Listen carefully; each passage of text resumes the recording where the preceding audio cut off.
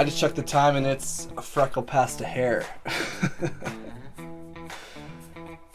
That joke's not funny. But seriously though, we're less than 100 days until the new year. 100 days, where did 2022 go? Shana Tova to y'all. Go eat some hummus. You can have a head start on the new year.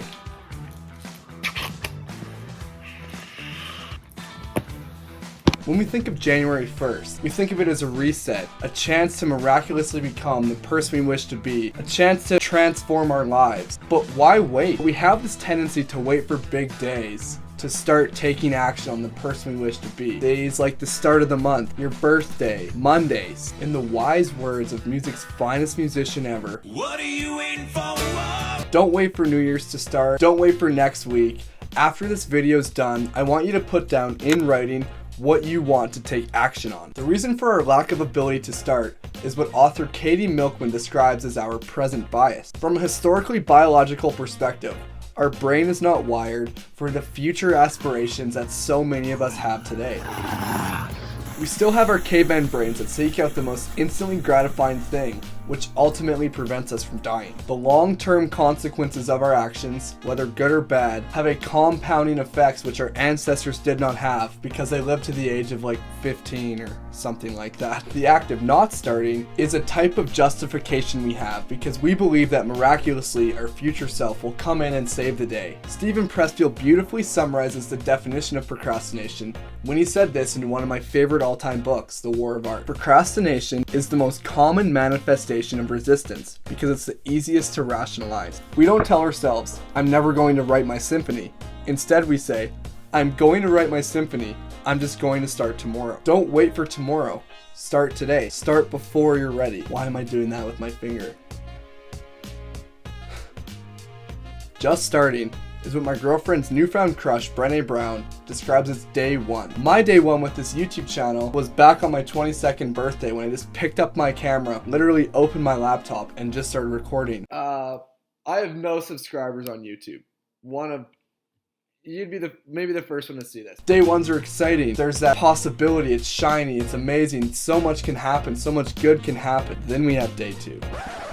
This day is what Brené Brown describes as the day when our excitement dulls and we are faced with the blunt reality that we can either struggle through hardship or we can quit. On Brené Brown's podcast, Unlocking Us, she had a quote that I wish to share with you here. She said, "The middle is messy, but it's also where all the magic happens." On the same podcast, Brené Brown reveals how she had the pleasure of meeting with Pixar, and what she learned is that our lives coincide directly with the 3-act structure of movies. Now, if you're unaware, Act 1 is where all the setting is set up, and the hero, the protagonist, is thrust into the adventure by some inciting incident. Then we have Act 2, or Day 2 as Brené Brown calls it, and that's where you just gotta trudge through and you can either keep going or you can quit. It's where all this stuff happens, and one of my favorite quotes from screenwriting is that in Act 2, you need to take the bubble wrap off your character and beat them with a stick. And Act 3 is finally where all the lessons learned in Act 2 are crystallized,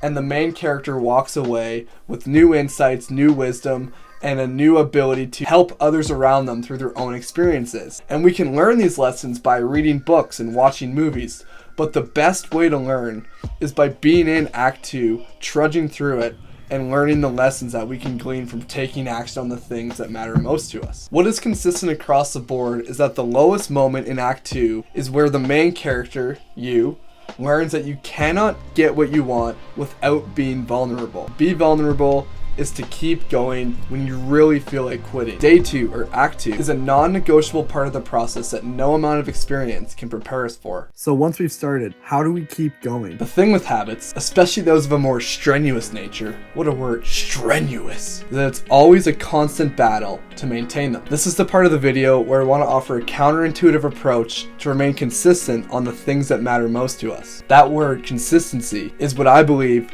to be the number one determinant of success. When we're at the beginning of anything, we are keen and eager to get in the best shape of our lives or write that best-selling novel. And so we take on too much, which is an unsustainable amount of work. This is usually the beginning of the end. Society has created this culture of always needing to do more and work more, but my approach is actually the opposite. This approach is one I learned from one of my mentors, Kevin McDonald, where he talks about the difference between giving your all and giving your best. To give your all means you always give 110% no matter what, whereas giving your best is showing up on the days you don't feel like it, even if it means giving a mediocre effort.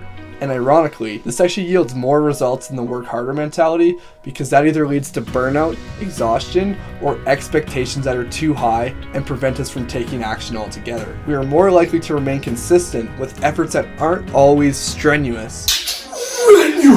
Bruh. But the reality is, unless you're David Goggins, settling for good enough is actually very powerful. And the hidden benefit is that by showing up prepared to give 70% effort, you can actually surprise yourself with the amount of effort you end up giving.